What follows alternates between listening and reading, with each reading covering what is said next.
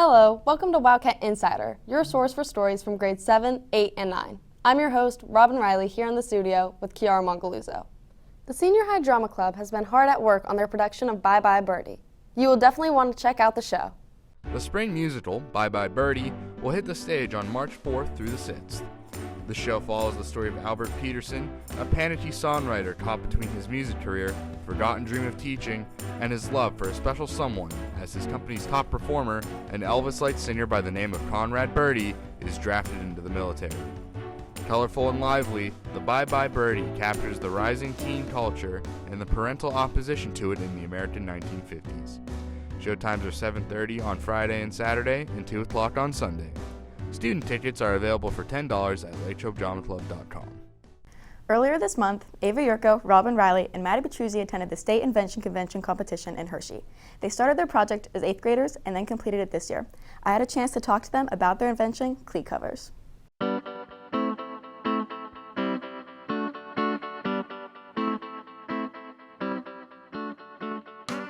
Cleat covers are basically a removable sole that turns your soccer cleat, or technically any sports cleat, into a tennis shoe. A friend of ours, Bree Hoffer, hurt herself while running on cement with cleats, and she complained that she wished there was an invention that could help prevent her injury from ever happening, which is how we came up with our idea of cleat covers. We did a lot of brainstorming, and our main factor to our product would be thermoplastic, which is the substance used in boil and bite mouth guards. And we used that so that you could mold your cleat to be specific to that tennis shoe. When we got to Hershey, we set up our presentation, and then everyone just came around and asked about it, and we explained it, and we got to go around and see all the other age groups and all the other inventions. It was pretty cool. There are many talented artists in the building. Briley Bodnar and Lainey Bozert stopped by Mrs. Jordan's art room to see what students are creating. I like to introduce the graffiti project at the beginning of each quarter so that I can get to know the students' names easier. And the graffiti project always seems to be a big hit with the junior high students. They get to learn how to use oil pastels and blend colors together to create like an ombre effect. And I get to see a lot of their creativity since it's a pretty open project. My thoughts are I'm pretty excited this year because I've seen some of my friends' artwork from last year. My favorite thing about art class is doing all these projects with all these things that I've never done before, like oil pastels and different kinds of shading. My thoughts on this project, I think it's pretty cool because it shows you a different perspective of graffiti and it's not always vandalism.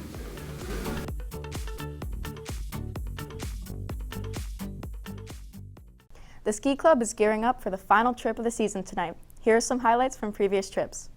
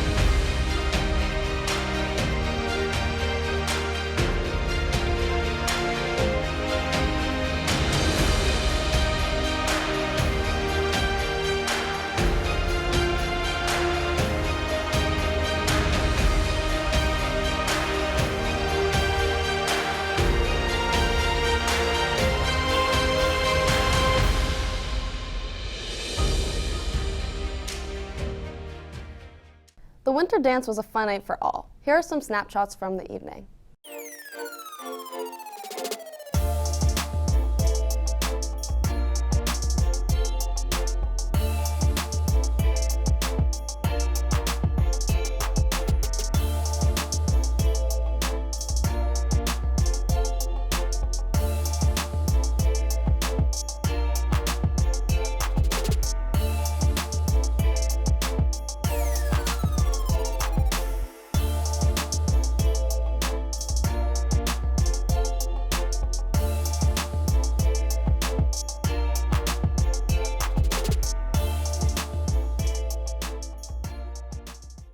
With scheduling right around the corner, we would love for you to join the Wildcat Insider staff.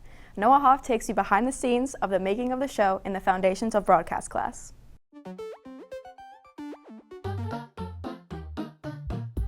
The segments shown in the Wildcat Insider all start with the planning and brainstorming phase. Then, depending on the segment, the next step may include research, interviews, or both. Scripts are written and voiceovers are recorded. Students then edit their segments and add graphics and music. Each of these steps takes 1 to 3 days to complete.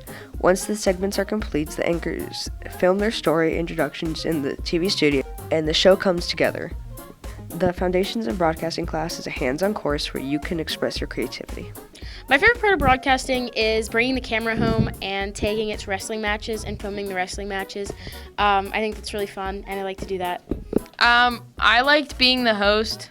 I found that very fun, and I like going to interview people. It's pretty fun.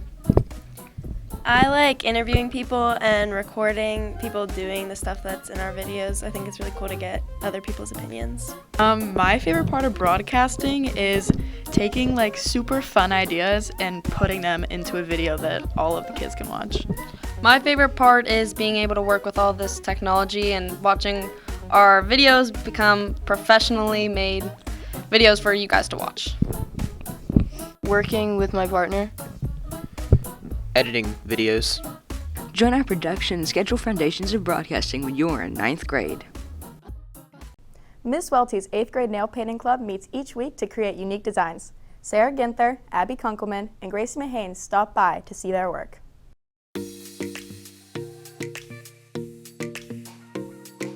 In the junior high, there is Club called Nail Club. The club is for any 8th graders during Wildcat time, Tuesdays and Wednesdays. During this time, you can hang with friends, relax while listening to calming music, and paint your nails. Anyone is welcomed. You must report to Mrs. Welty's classroom, B203, if interested.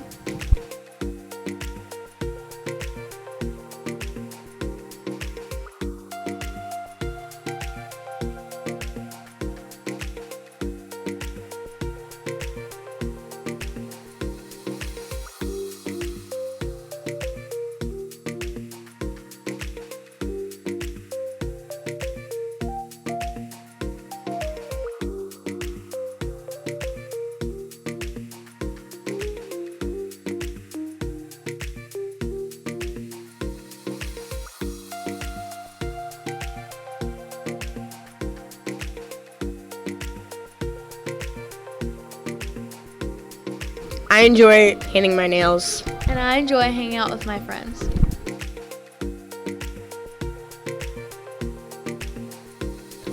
White, pink.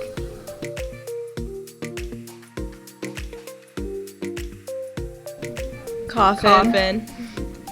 Almond.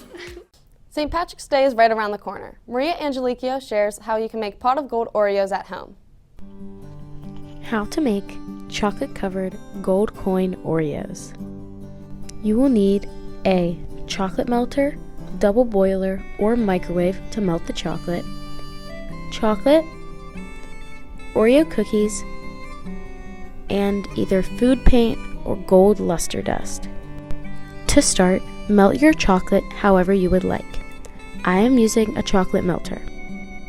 Next, dip the sides of the Oreo into the chocolate .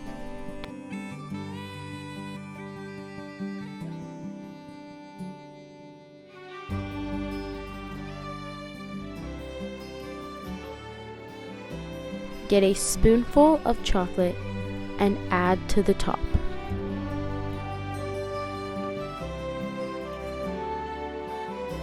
Tap lightly to get out any air bubbles and to flatten the chocolate. Put them in the refrigerator or freezer to set.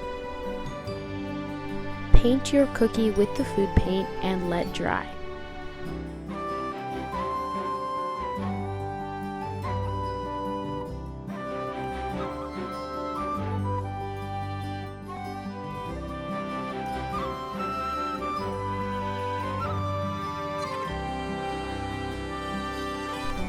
Once finished, display and enjoy.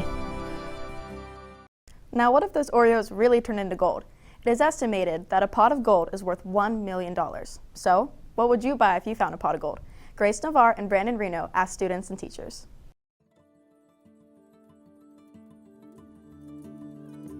I would buy like my whole future. Like I'd buy a car, and then I'd buy a mansion. If I found a pot of gold worth $1 million, I would probably first pay off my kids' college education and then buy a nice big old beach house somewhere.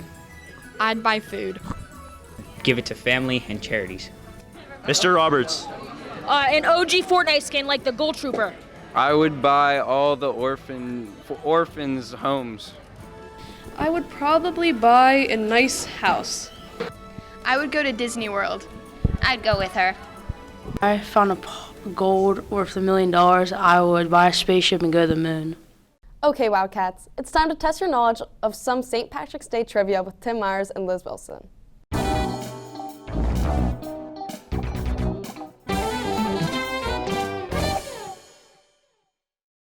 Which country was St. Patrick's born in?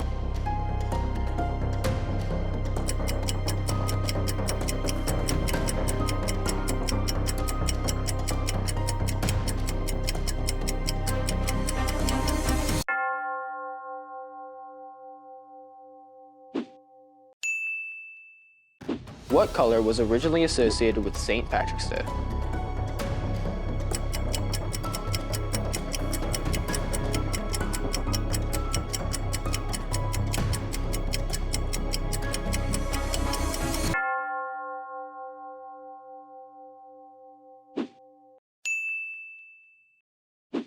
In which U.S. city was the first St. Patrick's Day parade held in?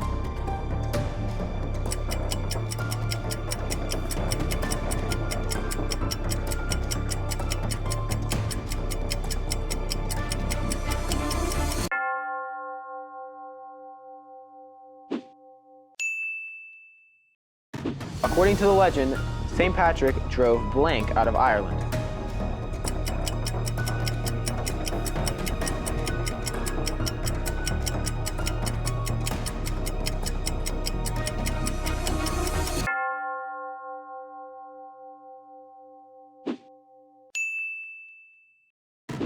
How do leprechauns earn their gold?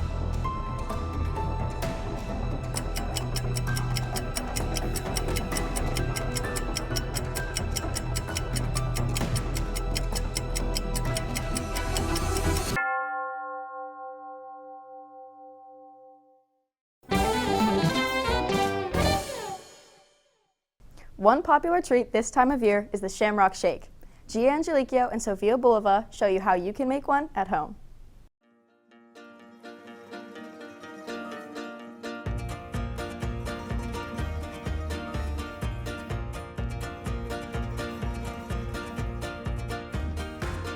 First, you put in the vanilla ice cream.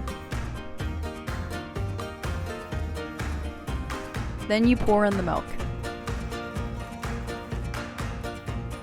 Next, put in a few drops of mint extract. Then blend.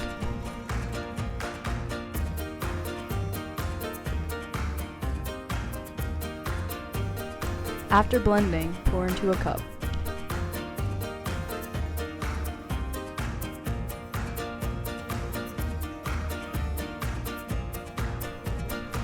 And top it off with whipped cream and sprinkles. And that's your Shamrock Shake. According to traditional sayings, clovers bring good luck. Alyssa Lavelle and Lucy Bladchak asked students and staff about their good luck charm.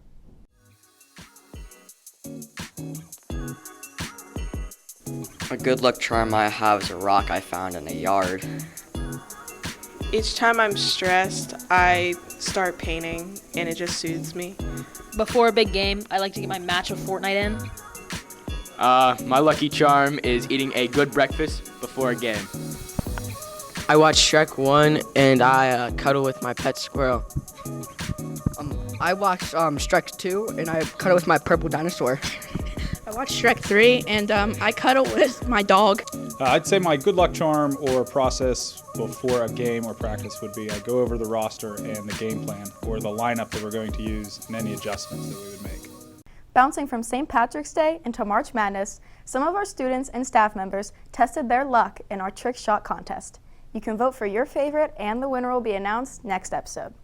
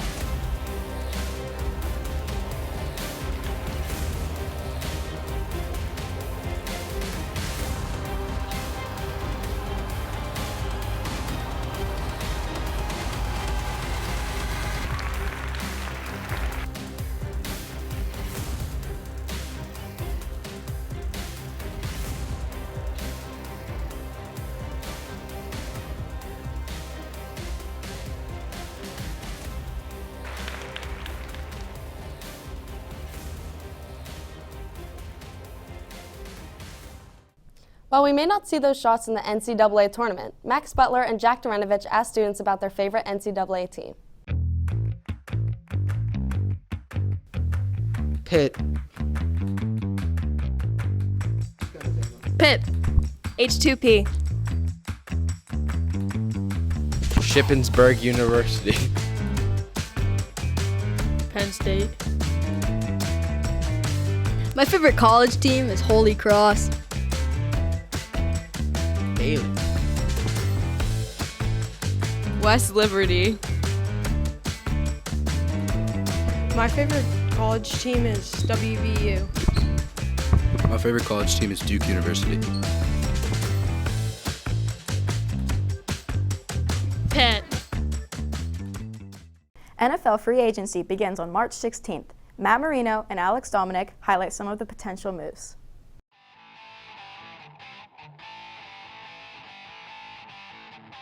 There are many upcoming free agents next year in the NFL.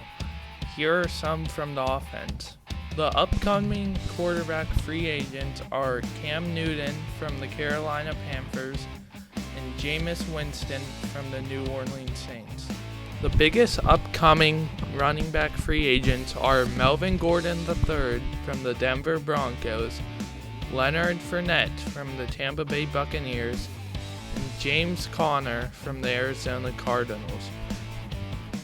The biggest upcoming wide receiver free agents are Devontae Adams from the Green Bay Packers, Chris Godwin from the Tampa Bay Buccaneers, Juju Smith-Schuster from the Pittsburgh Steelers, and Odell Beckham Jr. from the Los Angeles Rams. Biggest upcoming tight end free agents are Mike Gesicki from the Miami Dolphins and Dalton Schultz from the Dallas Cowboys. There are also important defensive free agents this offseason. Some of them include edge rusher Von Miller from the Los Angeles Rams, edge Chandler Jones from the Arizona Cardinals, safety Tyrann Mathieu from the Kansas City Chiefs, and quarterback Stephon Gilmore from the Carolina Panthers. With Big Ben's retirement, the Steelers will be looking to fill the quarterback position. Michael Vito and Andrew Hauntz asked students and teachers who they think will be the next Steelers quarterback. Mr. Smith. Russell Wilson. Sean Watson. Sidney Crosby. Aaron Rodgers. The Steelers' starting quarterback will be Mason Rudolph. Hopefully somebody better than Mason Rudolph. Luke Tonko. Patrick Mahomes. Mason Rudolph. We think that Pepe will be the new starting quarterback of this Steelers franchise. Pepe! With Tom Brady retiring, there has been a lot of talk about who is the greatest QB of all time. Parker Repko took to the halls to find out what students and teachers think.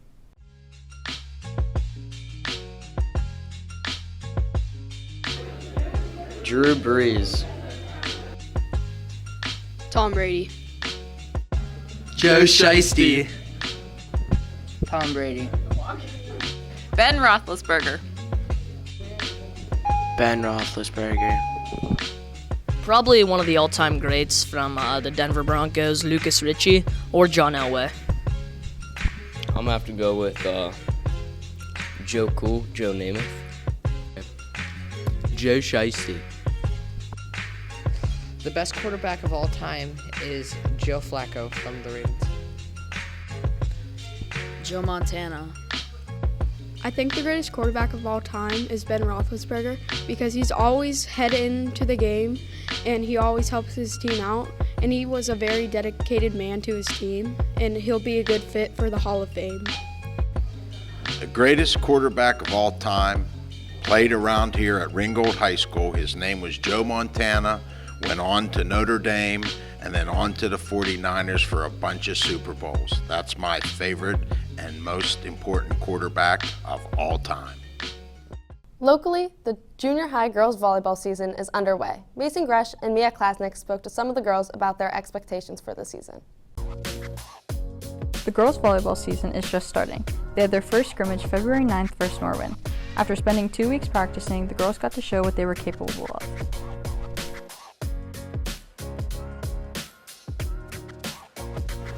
My goals for this season is to become a better setter and understand the game more. A goal for me this season is just to communicate better with everybody on the team. I think our biggest competitor is going to be PT. I think also PT. I think PT. Our toughest competitor would be Franklin Regional or PT. My favorite thing about being on the volleyball team is playing with my friends and playing volleyball. I like being on the team because it's just fun to be a part of a group and work together and be each other's cheerleaders. How friends become like family. Uniform numbers can be extremely important to some athletes. Eli Boring and Dale Hennigan share some stories behind the numbers of some famous athletes. Here are some facts about sports jersey numbers. Kevin Durant, a famous NBA athlete, chose his number 35 because his AAU coach was shot at the age of 35. The well-known Sidney Crosby wears number 87 because he was born in 1987. Babe Ruth, one of the best baseball players of all time, wears number 3 because he always would bat third. I chose number 14 because I made the All-Star team that year with it. I chose 17 because today is my birthday. My number is 57, and I picked it because my brother had 57 first, so I had to carry on the number. We celebrated President's Day on Monday. Jacob Urbanik shares some interesting facts about some of our previous presidents. Here are just some of the interesting facts about former presidents. Did you know that the 12th president, Zachary Taylor, died in his first year in office by cherries? He's scrambled to chlora morbus, a bacterial infection of the small intestine. Did you know that grave robbers attempted to steal the 16th president Abraham Lincoln's grave? Chicago counterfeiter James Big Jim Kennedy planned to steal Lincoln's body and hold it in exchange for a pardon for his engraver, who was serving a 10-year sentence in jail, and $200,000, which is worth over $4 million today. Did you know that the 26th President of the United States, Theodore Roosevelt, had a pet bear during his presidency? The bear's name was Jonathan Edwards. Did you know that John Quincy Adams had a pet alligator living at the White House while he was president? Did you know that 27th President William H. Taft is well known as the heaviest president in history? His peak weight was 340 pounds. President's Day is a day of remembrance for past presidents of the United States. In today's episode, we bring back our teacher feature. Here's Katie Alva and Maddie Slater with an in-depth interview with Mr. Snyder.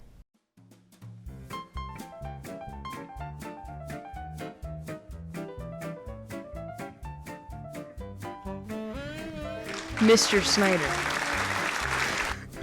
where were you born? Greensburg, Pennsylvania. College did you attend? Well, I started out at Westmoreland County Community College, and then I went to Indiana University of Pennsylvania, and then got a master's degree at Edinburgh University. Who do you think made the biggest impact on history? Jesus Christ. What made you want to become a teacher? Well, I love history. I want to pass my passion on to others, and I like kids, most of them anyhow. What's your favorite project you've done? Well, I work on all kinds of different stuff. One thing is log home restoration and reconstruction, so I've built my own. That's probably my favorite. And last but not least, left or right Twix? They taste the same. That's insane. While Mr. Snyder didn't have a preference on the right or left Twix, Kiara and I took the halls to ask students some would you rather questions.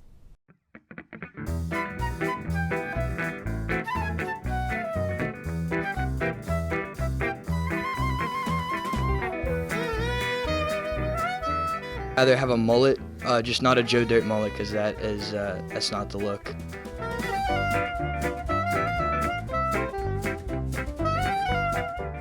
One elephant-sized duck.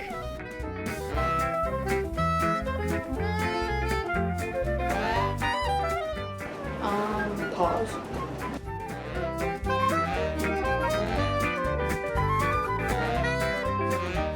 A cow.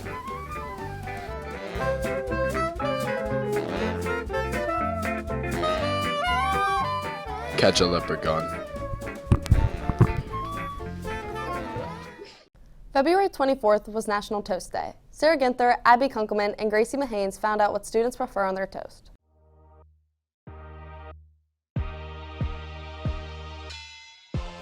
I like Nutella and strawberries on my toast. And I like cinnamon toast. Cinnamon sugar. My brother makes great tomato sauce. Spaghetti noodles. I like peanut butter on my toast. I like jelly. My favorite thing to put on toast is peanut butter. I love it when it gets all gooey. Vegemite. Carrots.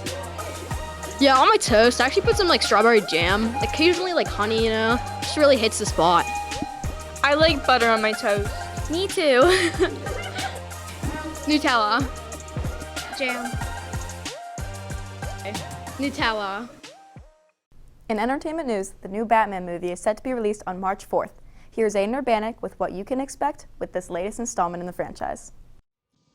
The next Batman movie that releases on March 4th is a reboot to the Batman film franchise. A movie will have a new actor, Luke Roberts, playing Batman, and Paul Dano playing Riddler. The main character of the Batman movie is Riddler. In the movie, the Riddler plays a dangerous game of cat and mouse with the Batman and Commissioner Gordon in Gotham City. The director of the movie is Matt Reeves.